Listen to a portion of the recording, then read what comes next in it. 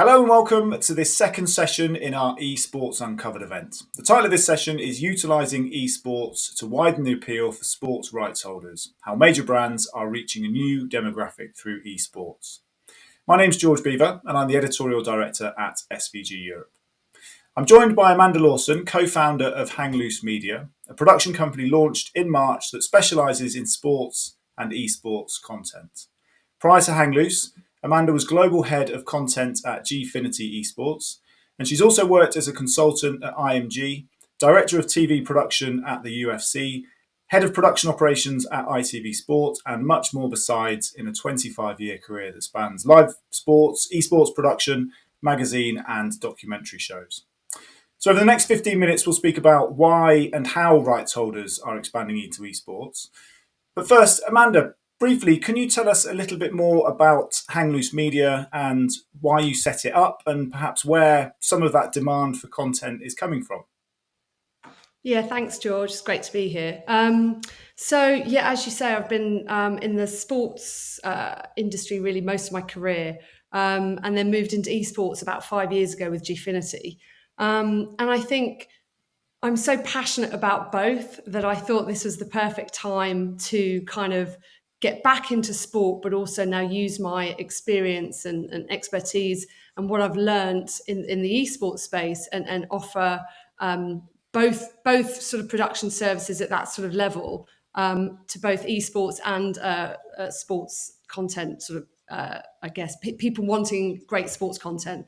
I think a lot of sports production companies out there say they do esports or dabble a bit, but they don't really. I don't think they understand quite the complexity of putting on a big esports event.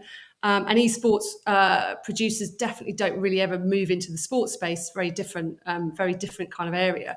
So I wanted to be a business that sort of offered both levels of content production to both the esports and sports rights holders and brands and broadcasters out there. So I thought now was a perfect opportunity. And what sort of demand are you seeing at the moment? Where's that demand coming from? Is it are rights holders really kind of helping to fire up this part of the market? Yeah, I think especially in our time at Gfinity, we were contacted by multiple rights holders looking to get into the esports space because obviously everybody looks at esports and understands the scale, the growth, the sort of exciting numbers that esports delivers. So we've been, I've been working on some big sports rights in the esports space, namely F1, E-Premier League. But I've been in touch with many different rights holders from golf, tennis, all looking for the same things, which is how do I enter the esports space? How do we as a rights holder, how do we move into that space authentically? How do we deliver compelling content? How do we reach a different audience? How do we bring different commercial entities into this space? So it's a big attraction for rights holders, but it's finding a way to do esports in an exciting, in a unique and an authentic way. And that word seems to crop up quite a bit when we in discussions about esports, particularly the production of it, and especially when we refer to kind of traditional broadcasters moving into that space, that sort of desire for authenticity. Why is that so important, and how can you go about achieving that? I think authenticity is crucial in everything that you do as a brand, as a producer. How you speak with your clients. But from an esports perspective, we all know that the esports communities out there across multiple games are really fanatic about the games that they like, that they follow, that they play, that they watch. And if you enter this space and you aren't authentic, you don't love the brands and the games and the audience that you're talking to, you get found out very quickly. And this is not a community that will give you time to kind of repair any damages that you make if you kind of fake your entry into this space. You need to understand your audience. You need to understand the games that you're producing. You need to deliver content that resonates, that engages, that they haven't seen before, that they can kind of educate themselves on. You need to be bringing compelling stories, just like you do in any sport. Or any content for that matter. You need to bring the stories to the fore that brings new audiences, that kind of, I guess, satisfies the hardcore, but also brings new audiences into this space. So, if you're not authentic in the esports space, you're not going to survive. And I mentioned earlier about your time with the UFC Ultimate Fighting Championship. I guess there might be some similarities with the task that you had there in terms of making sure that you're growing that audience, but remaining true to the people who have been fans and supported it for many years. Yeah, for sure. I think coming in as sort of director of production for this market, so Europe, Middle East, and Africa, I guess I was challenged with growing what was already a very sort of reputable and kind of sort of massive brand, if you like, in other markets. But in this market, it was still seen to be kind of, I guess, slightly less regarded, still sort of, regarded as sort of a bit of a dirty secret, if you liked UFC. Some people didn't even know what UFC was when I started with them. So it was about changing perceptions. It was about telling stories that kind of I spoke to a European audience and gave people an understanding of what makes these athletes amazing and the training that they do, etc. So it was about talking to a digital audience, and it was about engaging and telling stories that kind of made them want to then watch them in their sort of live performances on the big UFC events. So why would you go and watch a European fighter in a UFC event? Because you've kind of understood the story, you've watched the content that's been building up to that event, the stories behind the athletes, where they come from, what got them into MMA, all of the things that we as a European audience hadn't really seen before. And I guess the similarities in esports is that there are so many stories to tell about esports gamers that are sat in their bedrooms, haven't been discovered, that are passionate about a game. They might not necessarily be at pro level, but they are passionate about the games that they play, that they watch, the teams that they follow. And I think people have kind of regarded esports or gaming as something, not necessarily that is something that everybody wants to watch, or that, it's always had that kind of connotation of, kids in their bedrooms, not socializing, kind of sitting on their own, not engaging with things. Completely wrong. It's very much a community activity. It's part of everyday culture now. It's what all kids are into. And it's got massive audiences. So it's about telling those stories, bringing those stories to life, and giving people a reason to care, to watch these amazing gamers, then go on from competing, online against friends, then in leagues, go on to potentially compete on a big stage at a live event. It's giving people a reason to care, to sort of watch them and follow them, and how they get on in the big events.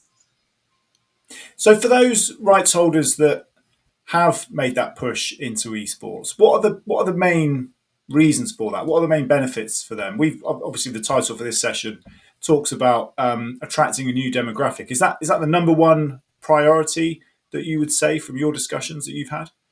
I think 100% that would be the sort of the biggest priority of the content that I've been across in my time at Gfinity. So F1 Esports, very much a great example of a rights holder that's done has taken esports and done it and changed the demographic of the kind of people that are watching Formula One.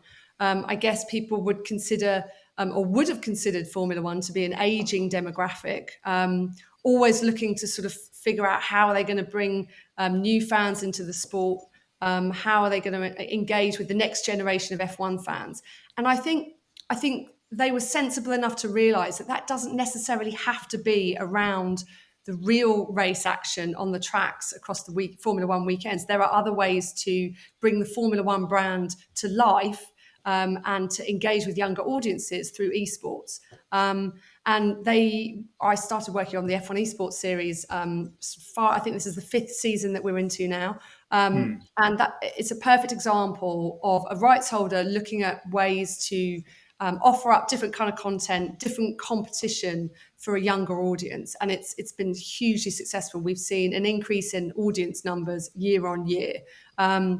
They've obviously done some other amazing things when it comes to content, such as Drive to Survive, which has hugely benefited their sort of younger audience demographic kind of push. But F1 is a perfect example of that. But also. It's not just a younger demographic that everybody's after. It's a younger demographic with potential sponsorship and commercial opportunities attached to that demographic. It's thinking about ways to create new verticals in sports businesses. If you think about most sports, they're very seasonal.